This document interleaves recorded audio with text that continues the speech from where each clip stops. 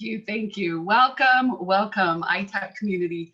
My name is Robin Reber. I'm the admissions director at White River Academy. White River is a full-time therapeutic boarding school that treats young men between the ages of 12 and 18 that have a wide range of difficulties. Following White River's recently sponsored IITAP Module 3, we received a massive response from all of you regarding your willingness to help us find resources for youth that are graduating from White River and also that perhaps need something more local, whether that was before coming here or maybe they can't come here, and certainly we're looking for those resources once they leave White River. We decided to offer webinars which help us quickly connect with you within your busy schedules. We are seeing pornography, the new world of social media and instant access, creating serious difficulties with children that are trying to move through their developmental milestones. 95% of the youth we currently have at White River report intense difficulties with pornography. Thank you for taking the time to be with us this morning. We've invited Julie Nielsen to give us a boots on the ground viewpoint as a mother who has experienced this issue firsthand with her own children. I hope you will not only hear her and the things she's learned, but also listen to the struggle that she had finding effective treatment. Julie is a mother of 6 and a grandmother of 14. She's a black belt and a partner of White Tiger Martial Arts in Delta, Utah. She's dedicated her time to working with and teaching families, parents, teens, and young adults in this arena. Julie is a past member of the Utah Coalition Against Pornography Advisory Board and a current member of the Safeguard Alliance, a group of national leaders who are preparing young people to grow up free from pornography. Julie and her daughter have given presentations throughout Utah on how to protect families from the dangers of pornography. And we're tapping into that resource of taking her national through the blessing of the internet. From all of us as a team on the front lines, listening to hundreds of parents every month pleading for resources for their family, I can't stress enough how grateful we are to you, the work you do, and the dedication you put into your clients and their families. We need you. We thank you and are confident this information will inspire you to find even more ways to help the rising generation. Julie, take it away. Okay, this is kind of like what I'm feeling right now, other than I'd probably think there might be a few sharks out there in that water. I'm honored, but I'm a little nervous to be speaking to a group of counselors and therapists. The most important part, the most important line in my bio is that of being a mother. So I'm a mom of 6 amazing kids, and I have great relationships with all of my children. They're all out of the home by now, which has helped me in presentations because they're able to help me stay up with culture changes. They try out my filters, they try out software, and they've even taught with me, despite some of their struggles that they've had with technology. So 25 years ago, my 8-year-old found a pornographic magazine on the ground. Well, during that year at school, one of his classmates challenged him to look up sex.com on the family computer. Now you have to remember that this is before we realized that there were any problems with pornography and with the internet. This was early time before parents or anyone was really being warned. So 5 years later, 1992, I went to a conference that taught me how to check my history on my computer. And when I went home, I found out that we had pornography on our computer. This young man, he had been trying to get up the guts to talk to me about it, but he hadn't been able to get it. So for the next several years, we tried several avenues of counseling. We talked and we cried, and I went to conference after conference trying to get information to help my family. It wasn't till probably 10 years later, maybe even longer than that, that I went to a conference in Utah called the Utah Coalition Against Pornography. where some presenters actually presented some information that helped me as a mother and that helped me to realize some of the avenues that we had been going down weren't the best idea, or encouraged me to do some things that would have been better. So when I came home from those conferences, I started taking my older daughter with me to those conferences, and we'd come home and we'd talk to neighbors and friends, and they didn't understand anything about their kids' technology. And so parents were just being blindsided, as I had been. So we put together a presentation that we have taken throughout our state. Now, I'm not looking for praise or prejudice because of that. Most of this movement, most of the education that has been coming out about a digital life has been coming from parents. It's been led by parents and ex-addicts through blogs and podcasts and presentations like ours. And we're still learning and trying to share what we learn. So one of the things that I've said constantly since we started on this journey, because he's not the only son that got involved with pornography, and he's not the only one that had problem with technology, that I just kept saying there were not enough of you guys. There were not enough counselors and therapists that were trained and had information about what was going on in this digital world. So I'm just going to share with you a part of my presentation. I want you to just see some of the things that I thought were really important for families to understand, what was really important for me to understand while we were on this journey. So kids can be, being a kid can really be hard today. I have this like love-hate relationship with technology. Growing up and parenting has been much harder for me with my last 3 children who had technology, cell phones, than it was for my first 3. None of my children got cell phones until after they were 14. I was a responsible parent, and I, tried to do the best I could. But although they should be celebrating their youth and enjoying their great worth, many of our kids are really questioning their self-worth, and they're struggling with the world around them. I found this good because WALL-E, I don't know, many of you probably remember this movie years ago. WALL-E was a robot, and humans built this robot to do their work for them. But then living in this virtual world made them slaves to technology, and it's the humans that became disposable, not the robots. And I think in many ways, we're seeing our youth become slaves to technology. Studies are confirming that we're shrinking our brains with the overuse of technology. Neuroscience is beginning to find people who are acting like they have head injuries when they don't have a head injury. They're seeing mental illness, such as psychosis and dementia, develop due to the overuse of technology.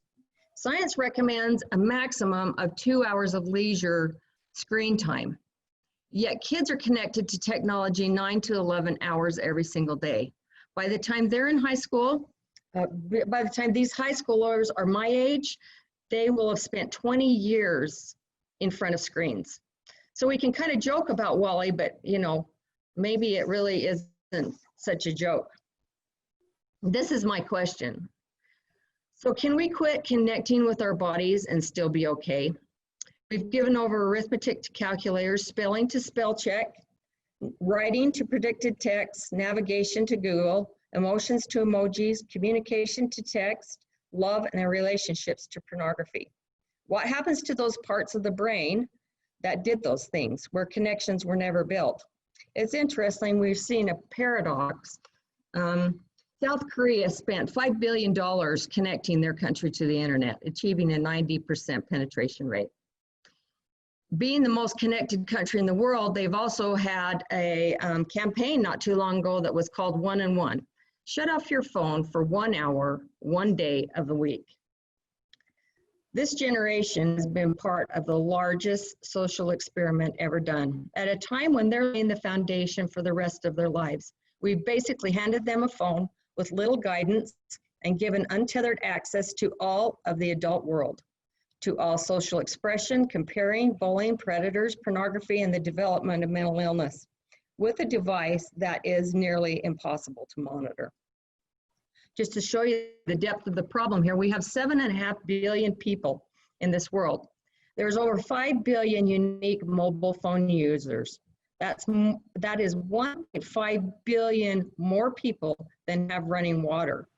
This is an adult and parent problem, as we want to give our kids everything that everyone else has because we think it's going to make them happy. But it's a problem that kids are being left to fix because parents don't understand the technology like them. Cell phones and technology have been their world. Will they be able to see the problems and will they be able to seek intervention? I don't know. Many in this group have decided that it's okay not to be okay because they don't feel okay. Many also in this group have decided everyone not okay, so they also better not be okay. Being okay, not being okay is really a popular thing. So let's look at smartphone owners. Smartphone owners check their phones an average of 47 times a day. Some check their phones 300 to 800 times a day. This generation Z, the iGen generation, watches an average of 68 videos every day.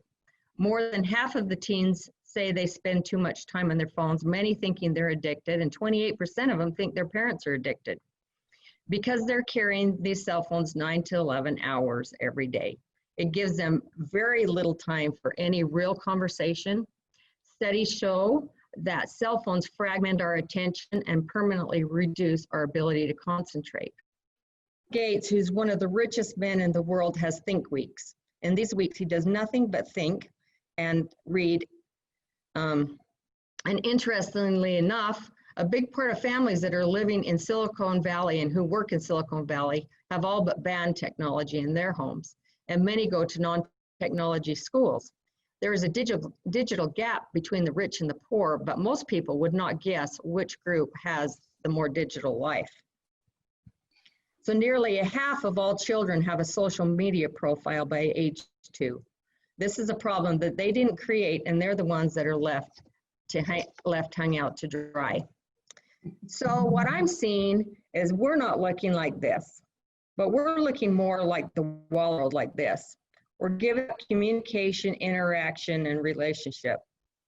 Not long ago, I was in a restaurant when a father brought his young baby in. The baby was in an infant carrier, and they sat down in the restaurant for the father to eat. As soon as he sat down, he pulled out his cell phone. And the child was content for a little while, but pretty soon he wanted some attention, and so he started making some noise and acting out and started to yell and really trying to get his dad's attention. But the father just put his foot on the infant carrier and rocked the carrier and rocked it harder and harder and never did look down at the child one time during that whole time the child was crying out. Finally, the dad just got up and grabbed his infant carrier and left. A 2014 study said a third of people use their phone at lunch with their kids. Many parents just hand the device to a baby to calm them. Oxytocin, which is commonly called the love hormone, is released as a child nurses and is calmed by their parent. Well, it is also released while being entertained by a device, and it actually makes them fall in love with their phone instead of their parent who should be calming them. So when they grow up, where do they go where do they turn to for coping skills? Will they go to their moms for a hug, or will they just want to turn on YouTube? It is recommended that young children have zero technology time. Babies form bonds. They learn about the world and develop language in part from eye-to-eye contact. Kids do not know that they have poor coping skills until they have to do something really hard, like go to college or get a new job or balance their checkbook without mom or dad helping them. You can ask any kid what their life would be like if they lost a device today. Oxytocin have made the kids fall in love with their devices, and dopamine has kept them connected. It has been the cause of suicide and murder. Colin Kirchner, who is another parent advocate, who is opposed to giving kids smartphones, is also opposed to taking the cell phone away cold turkey because of the number of suicides and suicide attempts because of losing their cell phone. We had a young man that his father just posted a story about him getting a monitor for Christmas for some computer games he was playing. He was one of the top Fortnite players for his age group. Well, he got mad and he threw his controller and broke his monitor. And his parents worked with him, and so he saved and he bought another one. Well, this time he broke his monitor again, throwing his device at his controller at it. But this time, as a 12-year-old, he went and hung himself in his closet.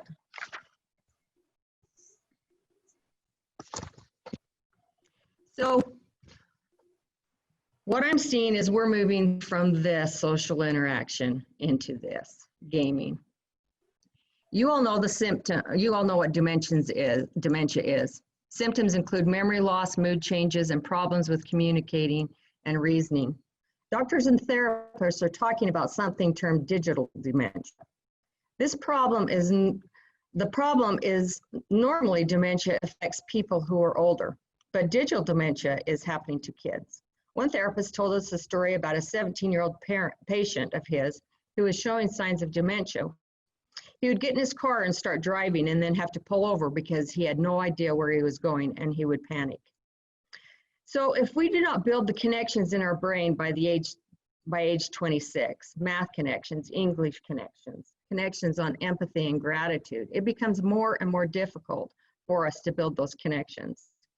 Not only are we giving up brain function because we are making Siri and Alexa figure out everything for us, the posture that we take when we use a device ends up blocking the proper flow of blood from our heart up our spinal cord and to our brains, causing actual brain damage. 41% of teenage boys say they spend too much time playing video games. That is almost the boys in the country. Our brain does not know the difference between reality and virtual reality. If you played a game over like the one I've got here, and you're an avatar and you were going through the Sistine Chapel and got familiar with the Sistine Chapel, then later actually went through it, you would be able to recognize those things in the Sistine Chapel. Prince Harry said he was so good with his helicopter because he trained on video games. Police and military, driver's ed, and other things train with video games. The brain doesn't care if it is reality. What are we training for? A zombie apocalypse, some kids say. 2 kids here in Utah spent a lot of time playing Fortnite. They got angry with each other over something stupid like who ate the last banana. It quickly escalated into using weapons like Fortnite. Both boys received multiple stab wounds, and one of the boys was nearly killed when he was stabbed just a millimeter away from a main artery. Both lost a lot of blood. There are more severe cases. Those who lose connection with the real world and basically become a part of the game. They're the ones that leave the house and are freaked out when the trees that they see along the side of the road are not square. I work at a university. We had a young man who came in and wanted to know if we taught a class on fairies. He had 2 children. Both of his children had fairy names from his games. Digital psychosis is real. There are many gamers who spend 16 hours a day, live in their mom's basement, no friend, no apartment, no life, and therefore they have developed no skills, no way to cope, no strategies for success, no talents, can't self-regulate, and their muscles are atrophied. Japan's having a real hard time getting young people married, as the guys no longer want to and the girls really don't want them. Gaming and digital addiction have been designated a mental disorder. The World Health Organization revised their types of disease list for the first time in 28 years to include behavioral addiction. Kids are being hospitalized due to the lack of exercise and movement and mental disorder. They're struggling with ADHD, involuntary reflexes related to the way they play video games, aggression, moods disorders, and psychosis. There was a 2011 study that said 97% of all American kids between the age of 2 and 17 play video games. That's 64 million kids. BYU just released a study that said 90% of gamers do not have negative long-term consequences. I am curious to know the consequences they were looking at, but many of these games online cause, or not even online, many of these games cause problems that harm besides addiction. I want to give you the example of 3 different games. Fortnite, which is one of the most important or popular games right now, is a game to kill other players. It is violent, but it is cartoon violent. It has cries of pain, but the language that is rampant throughout this game, because you're talking with other players, is harsher than anything that you would see in a school setting. It's street vulgarity. Soldier of the Future, one of the most violent games, is about dismemberment, limbs torn from your torso. Rolling Stones magazine said, if you're hankering for exploding heads or body stumps, this is the game for you.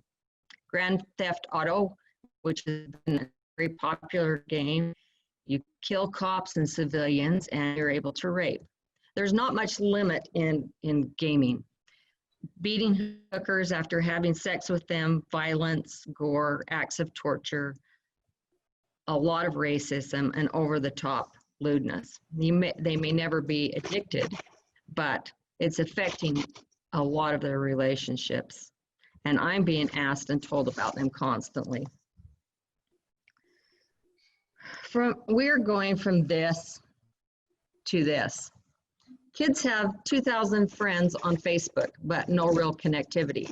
They haven't looked in the face, smelt their cologne, felt the touch, read their body language, or spoken to them, nor could they recognize most of their 2,000 friends' voice if they were to call. Kids today have literally grown up with technology embedded in their everyday life, and it's impacting their basic understanding of their engagement with the world. We are connecting with our device, and it makes us think that we are making real connections. In a book titled The American Girl by Nancy Jo Sells, she interviewed girls throughout the country. And a lot of what she said I was familiar with because I've been involved with this for such a long time. But this line stood out to me. She said, this is the first time all girls have been doing the same thing at the same time. They're all watching the same cat video. They're seeing the same news stream. They're seeing all things in common. So much of social media is fake that it is causing kids to be fake. They're putting likes on things they don't really care about, and they're taking pictures and posting it of something that looked more fun than it really was. They're thinking about what they're going to post rather than living in the moment. They're looking at how to set up the best moment to capture and share, and therefore no real memories of events are made. The degree of cruelty that goes across social media is unbelievable. One of my daughters, when she was about 11 years old, had an iPod. I didn't really understand enough about it again. I didn't know that she could be contacted through Messenger. And she was having a really difficult time, and it took me a while to figure out and find out really what it was. And when I looked at her phone to see some of the messages that she'd been getting, they were terrible. One young man was telling her just to go kill herself, that she wasn't worthy of anything, that she was worthless, that she was a terrible person. Influencers and media are trying to make money, and the fake and the excessive drives the idea that we're never enough. The kids are never enough. They need Botox, body sculpting, lash extensions, eyebrow slits, pedicures, manicures, vacations, this brand, this diet, or this new trend, or these new things in their house. Everything's a game. Studies show that social media lowers impulse control.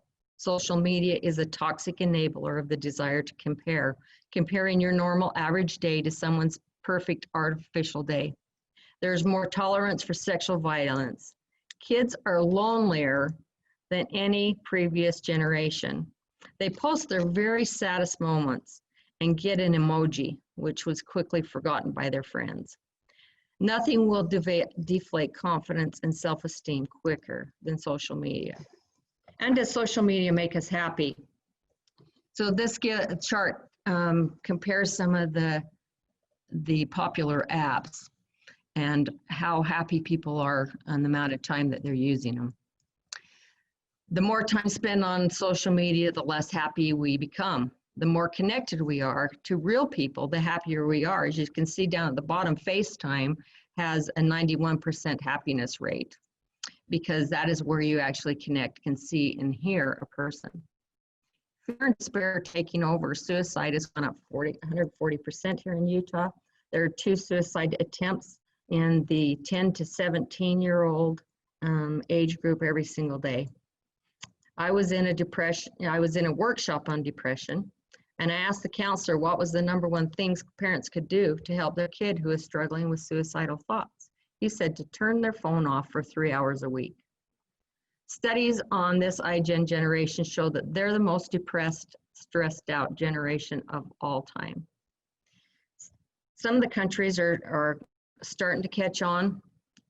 France recently outlawed cell phones from public schools, and we're seeing more and more of our schools that are following the same suit as problems have arisen.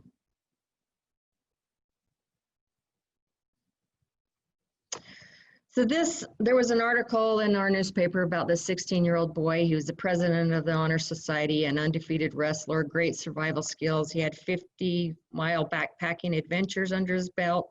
He was religious, was everything to live for, but he committed suicide. This is one of those, this is not my kid. My kid wouldn't do that story where I've been before. No substance was found in his system. He came from a good home, good family life. And so his parents wanted to share the story so other parents could be familiar with what was happening. When detectives went through his cell phone, they found that a phone number had texted their son over 1,000 times. When they dug deeper, they found an app that was downloaded on his phone. Someone from the Ivory Coast, posing as a female, had encouraged him to send an explicit photo. And then they used this photo to blackmail him, telling them that they would show his family and friends. They wanted money, and he sent him money, and after that was over, they just told him he should go kill himself, he should end his life, he had ruined it. If he hadn't ruined it, they would finish ruining it for him. Sexting, extortion, bullying are all huge predators among our young people. And this is not a unique story. I hear stories that are close to this almost every single day. So we are going from this to this. I want to emphasize what pornography is. Pornography today is not like a Playboy magazine. Pornography is video, and video is what kids are seeing. 56% of all marriages end in divorce because of pornography, whether they're religious or not. One judge told us that nearly every case that came in front of his desk was as a result of pornography. Pornography, which is not even real, it's choreographed, airbrushed, it's easy, it takes no building of relationships, it's instant sex, and no one complains. 88% of pornography is violent. It destroys desire, destroys attraction, emotional and physical involvement, and it objectifies. Girls, and this is one of the things that I am seeing so big, is that girls are becoming submissive and boys more demanding.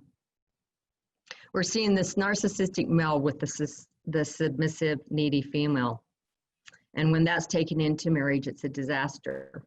I can't even talk about some of the things in this context, in this kind of webinar, that are taking place in sex among our young people.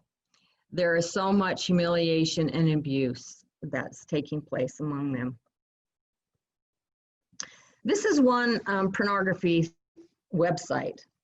They post all of their stats. This was their 2018 statistics. Over 4.5 billion hours were spent watching pornography on this one site. 524,000 years, 5,246 centuries, 12.5 videos for every man, woman, and child on the planet. Nearly 100% of our kids will view pornography before they graduate. The average age of exposure is somewhere around 9 years old. Watching pornography is a daily routine for more than 120 million people. And during coronavirus, this particular site offered free membership to a lot of areas, and that saw up to a 68% increase. Well, what I want parents to know, and one thing that I didn't understand, was that pornography targets youth. Pornography wants paying clients. They run algorithms to tell them what kind of pornography paid subscribers were buying. And then they send out free teaser images and video. The paid subscribers are those that generally have been into pornography for a long time, and they're looking for the coarsest material. Pornographers are actually having to make things up to keep subscribers coming back. Their free teaser images are what our kids are seeing. Many accidentally when they are just access the internet, but mostly in targeted locations. What these kids are being exposed to on their very first pornography exposure ends up being some of the coarsest material there is. This creates a huge shock factor in their brain, dumping chemicals that ignite that feeling in the brain.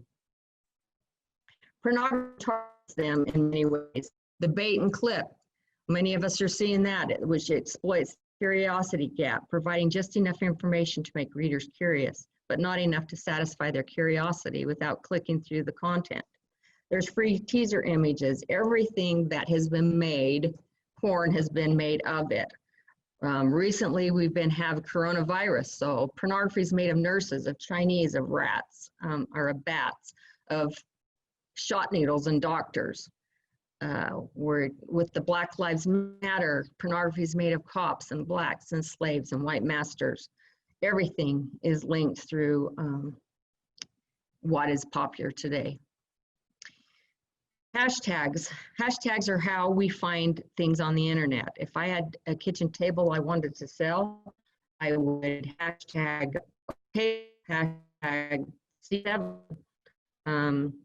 Those hashtaggers are using to develop pornography, and they're hashtagging cartoon characters. They're hashtagging your kid's favorite superhero. They're hashtagging and making trailers of the popular movies that they see that look exactly like the movies that they were watching. My grandkids were watching a Tinkerbell trailer with their mother, and the very next video that up on their YouTube Bell trailer looked exactly the same, but it was all of the characters were naked.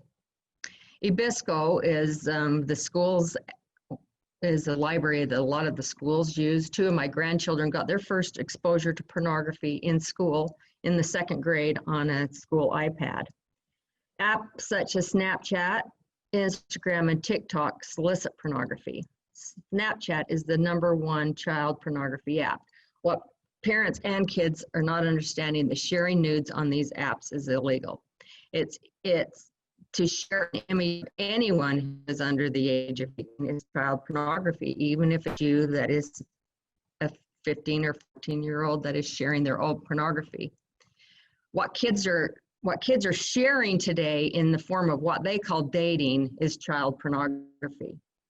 There's a new app that just come out that's called OnlyFans, and it's for kids to be able to share pornography and make their own money off of it. They're coming into the porn industry, porn ready.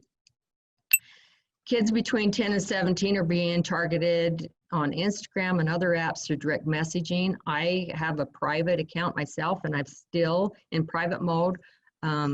Direct messages are sent in, I've seen them sent into me to connect me with pornography. Snapchat, Facebook, and Instagram are where I've talked to kids where they've been exposed to pornography, and where even when they're trying to get out of it, they have a difficult time because of the amount of exposure that is there. It's hidden in games and in gaming sites, and also it's not hidden. We encourage parents to pay for games, because if they don't pay for the game, somebody is paying for advertisement. So free games, somebody's paying for advertisement, and pornographers do that so that when a kid is playing a game, actually swipe ad on the side, it links them to pornography. Pornography can become a very real addiction with kids where they just can't muscle up the willpower to quit. Cell phone addiction, social media, and gaming addictions are just as real. For me, when I learned about this and the pornography addiction cycle and how this all worked, it was a game changer. It helped me understand help, what kind of help maybe would be good for us. This is a cycle that you guys are familiar with, but I just want to quickly go through it. Doctors believed at one time that in order for something to be addictive, it had to be an outside substance that was taken into our body. But once we got a peek into the brain, we saw how addictions actually work. Your brain is equipped with something we call a reward pathway, or a feeling part of the brain. Its job is to motivate you to do the things that will keep you alive, like making you thirsty and keeping your body temperature right. It also is the place where you're motivated to procreate.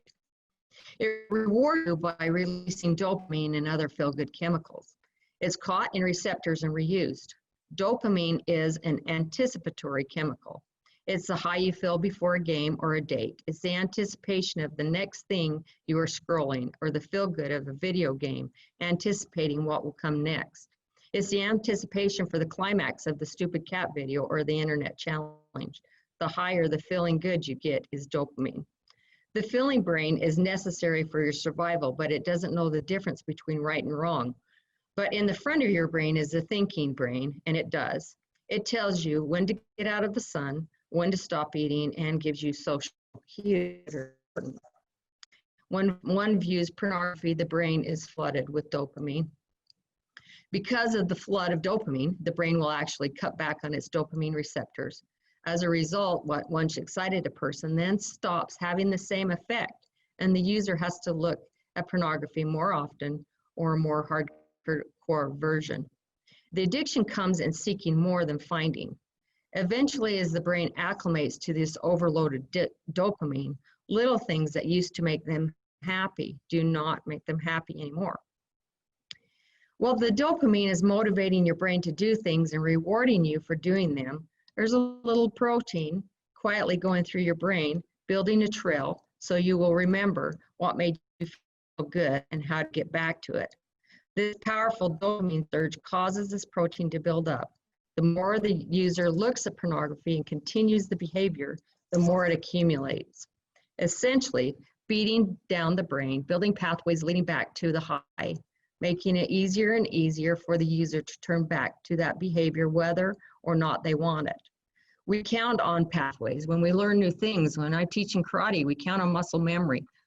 Kids have more dopamine and 2 to 4 times more protein than adults. I'm going to skip a little bit here because of time. There's a minimum of 1 million online predators given at any given time. If kids think they're posting and no one's watching, they're wrong. Many of them are being befriended by people they don't know, with who don't tell them really who they are. They're being asked for nudes by boys who are persistent, or by adults or other people that are persistent who don't give up. The idea of don't talk to strangers no longer applies. I wanted to end with this quote that was given at a IITAP conference by Matt Fradd. He says, pornography promises us freedom. We become enslaved. It promises intimacy. I can't even, you guys are gonna have to read it because I've got pictures of you right in front of it. Oh, here we go. It promised intimacy. We found only isolation. It promised this excitement. We ended up bored. It promised us all the entertainment, and we have become increasingly juvenile. And I think we're seeing this not even with pornography, but with all of the industry that we're seeing, all of the technology industry and the effects that it's having on kids when they think what they're doing is a good thing. It's become a part of their culture. It's become part of who they are, and they need help to unravel this.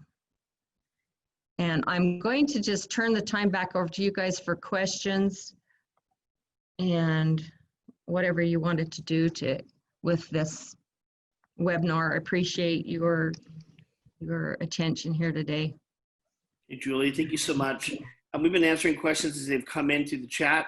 A couple of questions that came up were, can people get a copy of the presentation? We recorded today's session. We will get that to you in a replay. If there's any other questions, feel free to put them in the chat, and we'll read them out here to Julie. Unless you want to raise your hand here, we can do a live audio. Robin, is there anything you'd like to add as we conclude? Yeah, I just wanted to say thank you, Julie. That was a great visual presentation of a lot of information, a lot of study, and a lot of capturing information from the people that you've talked to and the things you've seen. Thank you for sharing that with us. Thanks to the IITAP professionals for joining us today.